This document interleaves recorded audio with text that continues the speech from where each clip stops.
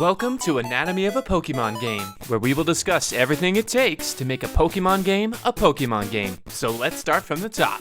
What is Pokemon? Well, about 20-something years ago, two Japanese nerds decided to start their own magazine called Game Freak. They published that for a few years before they started making video games, which eventually led to the creation of two games called Pokemon Red and Pokemon Green. A few years passed and Japan officially changed the lives of a whole generation by releasing Pokemon Red and Blue here in the USA. The country exploded into Pokemon fever, and as they say, the rest is history. But what actually is a Pokemon game? Well, it's a Japanese role-playing game where two trainers take turns using their supernatural pocket monsters they've caught to fight each other for money. But what is a Japanese role-playing game? Well, that is a massive subject for another video, but suffice to say for now that it's a genre where you take the role of a character in an immersive world and play through the stories that game has to offer. And the J just means you need to slap a little bit of anime aesthetic in there. In the case of Pokemon, you take the role of a young kid setting out to explore the country, befriending Pokemon, defeating enemies, and proving you and your team are the best there ever was. Pokemon is a massive series, and there are many different things that many different people love about it. But I've compiled what I believe to be every single thing you need to have a successful entry into the main Pokemon series. You can expect at least a few things for each new installment into the main series of a Pokemon franchise, regardless of the game's quality. Each new game comes with new Pokemon to find, a new region to explore, and new people you wish would leave you alone.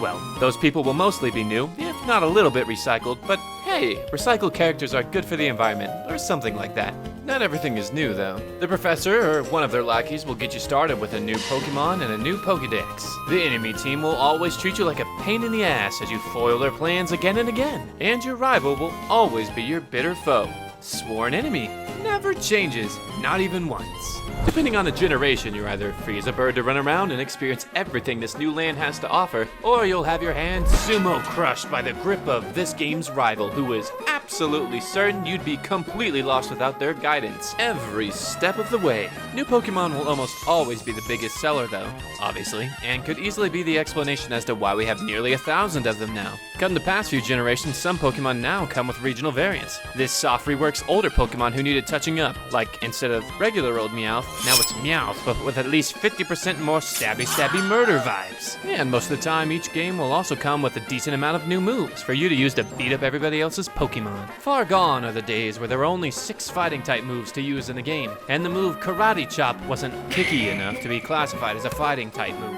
You can also expect each generation to get a big update in their visual presentation, with one notable exception. Sun and Moon.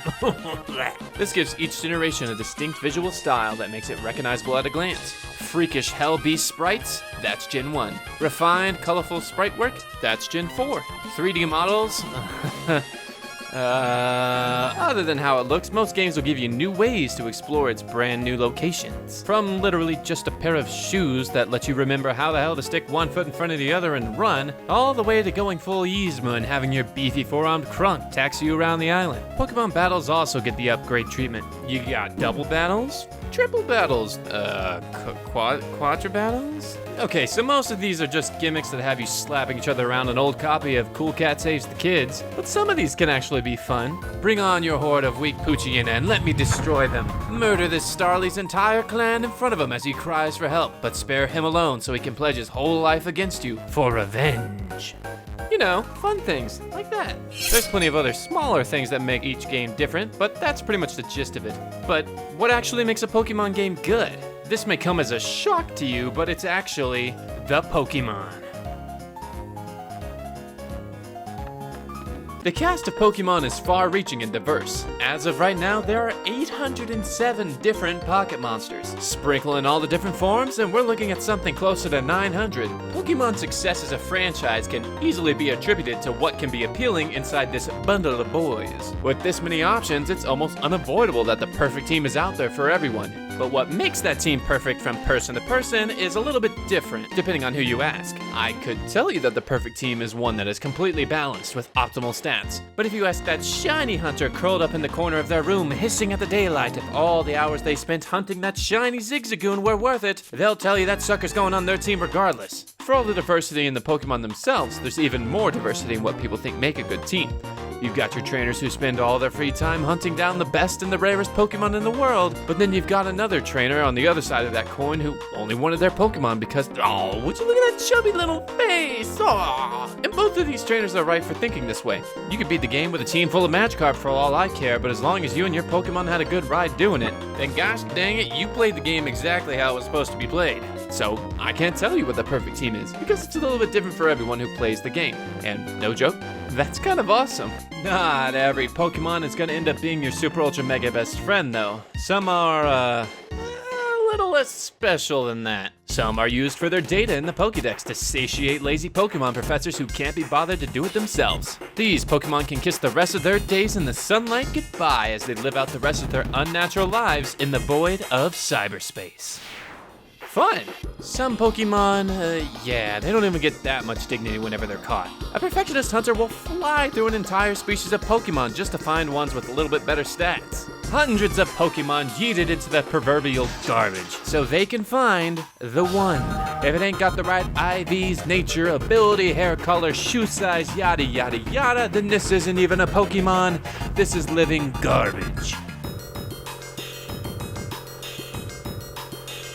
Pokemon Challenge is a solid formula that hasn't been changed very much in the past 20 years, and for good reason. It works. Grab that starter Pokemon, battle a rival, go beat a couple gyms, and then meet the evil team. Shake up the remaining gyms and rival fights in whatever order you feel like, and then as you wrap up the game, send the Elite Four and the bad guys to the Shadow Realm. It may not be much, but hey, it gets the job done. Pokemon has never been accused of having too complicated of a plot to follow along with, and normally it doesn't need it, but what little it does have on occasion can be a really nice touch. A cherry on top. That nice touch can easily turn into a death grip though if the game won't get out of its own way. Let the actual game be a game. The journey along the way, evolving your team to grow even stronger, is a rewarding enough experience without any amount of edgelords with mommy issues. Nobody bought these games to check out Tierno's sick dance moves. We bought this game to tango with some bad guys, not with whatever the hell that is. At least the enemy team will normally compensate for any bogging down of the plot your friends place on you.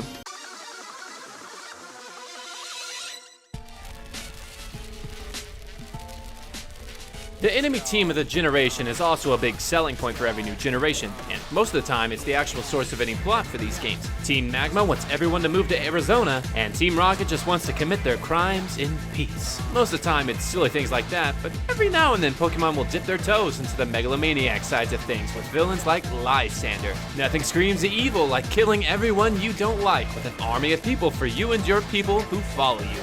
Yikes. Most of the time, these aren't treated too seriously, but in Generation 8, they decided to double down on a lack of seriousness and made an evil team solely comprised of obnoxious sports fans, which is hilarious on a surface level, but downright depressing as a compelling plot device. Don't expect any world-ending monsoons or puff mosquito invasions from these guys, no. The most they ever do is harass a chubby little snake. In contrast, games like Black and White choose to have their evil teams front and center to, mixed results. But after Game Freak saw that this was literally the lowest selling main entry of all time, they've stayed far away from that approach, for better or worse. You know what idea they didn't stay far away from? Multiple rivals. Behold, a rival for this game. What do you guys think? Yes, I like the energy, but hear me out. What if we had 2 rivals? Yes, that could work. But why stop there? What if we had 3 rivals? Hey, are you guys talking about adding more rivals?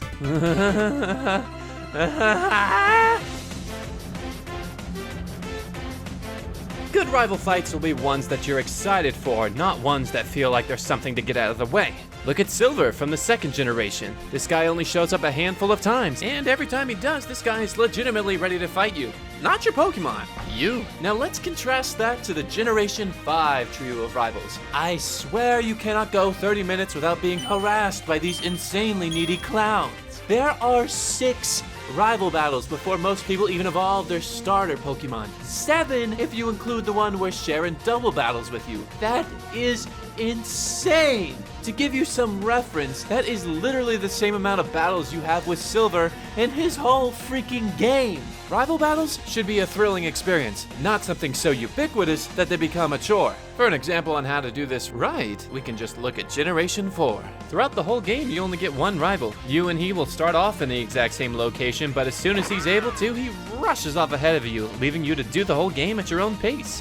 Nice. Throughout the whole game, there are only 6 fights with Barry, so when the two of you both meet, you have big progressions in your team. A lot will have changed since you last met. Barry will only show up randomly every now and then, so every time it happens, it's a pleasant surprise. His interactions are short and sweet. No need to bog down the gameplay with long, drawn-out conversations and cutscenes. Compare that to the rival of Generation 7, Hao, who is basically the complete opposite. You start off in the same town, but take the exact same steps in your journey. He's there for your first battle, he's there for your Pokédex. He's there when you get to the first city, he's there to show you what a Pokemon Center is. He's freaking there to help you go to the freaking bathroom this kid never leaves. Oh, how I yearn for the days long past where you could go explore the country and challenge the gyms in whatever fashion you desired without constantly needing to worry about, hey, what's up, rival? You want to battle? Ah, no, go away, go away. Gyms have got to be my personal favorite part of a Pokemon game. Battling through an army of trainers to take down the one at the top, and making your way through elementally themed puzzles? This crap is awesome. Well, it normally is anyway, when it's done right. A good Pokemon gym will be challenging in its puzzles and its Pokemon. It'll use its elemental themes to its advantage. If you walk in a Pokemon gym without a badge and leave with one without ever having to have thought what was going on, then that gym has failed to be engaging. The Veilstone gym in Platinum version is an excellent example of how to nail your gym just right. It's a fighting type gym that's actually a gym. Punching bags, weights, boxing rings, and tires. But even the tires are involved in how you progress through the gym. The gym is filled with strong black belt trainers, but the real gym here is the gym leader, Jim. Okay, so her name is actually Maylene, which is actually kind of awesome. She's a bona fide student of the martial arts. She has a diverse team of fighting type Pokemon and isn't easily pushed over. All in all, the gym is very engaging. So what does a bad gym look like? Well, take off your nostalgia glasses for this one because we're going all the way back to Generation 1. You walk into a small room. The smell of trash and old people attacks your nostrils. You see a sailor and ask him why someone would need this many trash cans. He understands and shares your confusion, but he is too busy being confused why he, a sailor, is even in here. In his confusion, he attacks. You cleverly outmatch his rodent duo and the sailor falls down. He knocks over one of the plethora of trash cans to reveal a note saying, "You want to fight me, trainer? First you must sort through my recycling." You begrudgingly accept because this gym looks like it needs all the help it can get. The garbage is all sorted and your hands are all sticky, but there's nowhere to wash your hands. A door pops open and you feel the stare of an unhinged man looking straight at you, a little bit of trash stuck on his lips. You try your best to be polite and ignore the handfuls of trash. You tell him he's doing a very good job of playing the part of a poison-type gym leader. He slowly closes his mouth and lowers the handful of garbage away from his face. With a puzzled expression, he says to you, "Poison? This is an electric-type gym." You see, all along the trash cans are actually just a subtle nod to the fact that this gym is garbage. This has got to be the stupidest gym in all of Pokemon. Why do I need to dig through some psychopath's garbage to find secret switches to even talk to his crazy ass? And who the hell's idea was it to make it to where you have to find 2 in a row? If you don't find the second one right afterwards, then you have to start all over. Eating all that trash all these years must have finally made something snap up there because this guy has lost it. And that's about everything I had to say about the components of a Pokemon series game. In summary, Pokemon is a vast series centered around your journey with the Pokemon you love. It's all about telling the tale of your journey to the top, becoming the best trainer the region has to offer. I know I did not include every single thing that you could possibly do and enjoy in these games, but that's where you come in. Tell me in the comments what your favorite part of a Pokemon game is, and I will be more than happy to talk to you about it. Thanks again for watching my video all the way through. Until next time, this is Lighthouse, shining out.